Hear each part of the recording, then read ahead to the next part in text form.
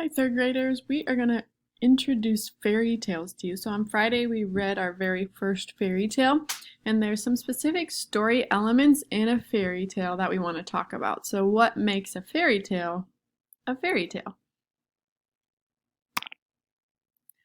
So here are some questions we're going to talk about. What is a fairy tale?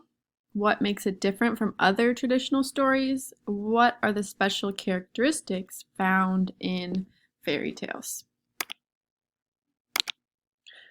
Well, a fairy tale is a type of short story that has been passed down by oral tradition over many centuries. Fairy tales come from folklore and were told to children to teach them and entertain them. Most fairy tales came from Europe. Fairy tales have certain elements or characteristics that make them unique. So, one characteristic is the special opening and ending phrases. Fairy tales usually start with once upon a time and end with and they lived happily ever after. So think about maybe some of the fairy tales that you've read before, or maybe some of the Disney movies that you've seen, the one that we read on Friday, and think, did it start with once upon a time? Did it end with they lived happily ever after? There's also usually good characters against evil characters. So there's usually a good character with exceptional qualities that must struggle against an evil character. Honesty or cleverness is rewarded, but foolishness and evil intentions are punished. So fairy tales were actually originally told to teach children the difference between right and wrong. Stories are often about royal characters or a character who marries into royalty, and a castle or royal palace is usually present. There's also usually magic, so magic is usually present. The characters may have been placed under a magic spell. Characters are sometimes helped by magical creatures. Think about the fairy godmother in Cinderella, or other magical creatures that might come and help. There's also fantasy characters. So fairies may or may not be present. The characters may be magical or legendary creatures such as unicorns, dragons, goblins, or griffins. Other characters may include trolls, elves, giants, dwarves, gnomes, ogres, witches, and wizards.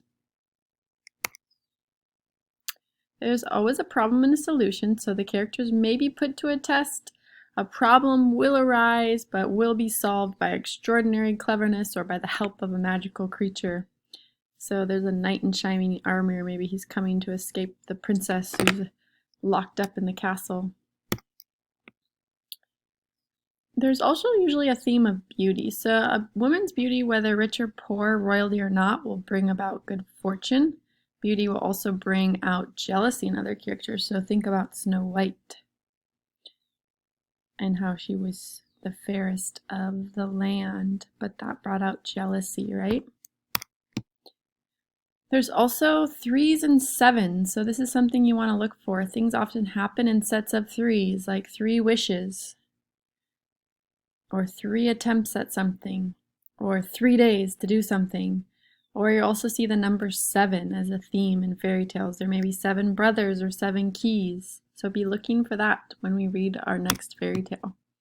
So some examples of fairy tales: Beauty and the Beast, Cinderella, Hansel and Gretel, Frog and Prince, The Emperor's New Clothes, Rapunzel, Rumpelstiltskin, The Princess and the Pea, The Little Mermaid, and Snow White. Hans Christian Andersen was famous for collecting and writing fairy tales. He was born in Denmark in 1805, and examples of his stories are The Little Mermaid, Thumbelina, The Ugly Duckling, and The Red Shoes. In Copenhagen, there's a statue of the Little Mermaid sitting on a rock on the beach at the harbor. It was built in memory of the writer. There were also the brothers Grimm. So Jacob and William Grimm were brothers born in Germany in 1785 and 1786, and they're famous because they collected together many old fairy tales from different parts of Germany and wrote them down for people to read.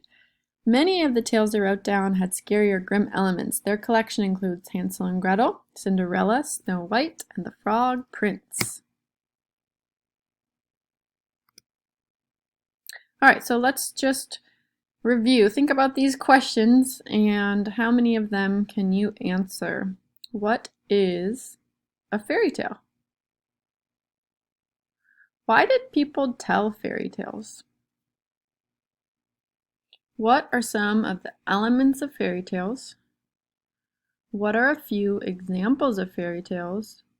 Who was famous for collecting and writing down old fairy tales? And now, number 6 is something that we're going to do as a class. We're going to read some fairy tales and we're going to look for those elements that make them special and make them a fairy tale. And what I want you to do is actually answer questions 1, 2, and 3 for your must do today.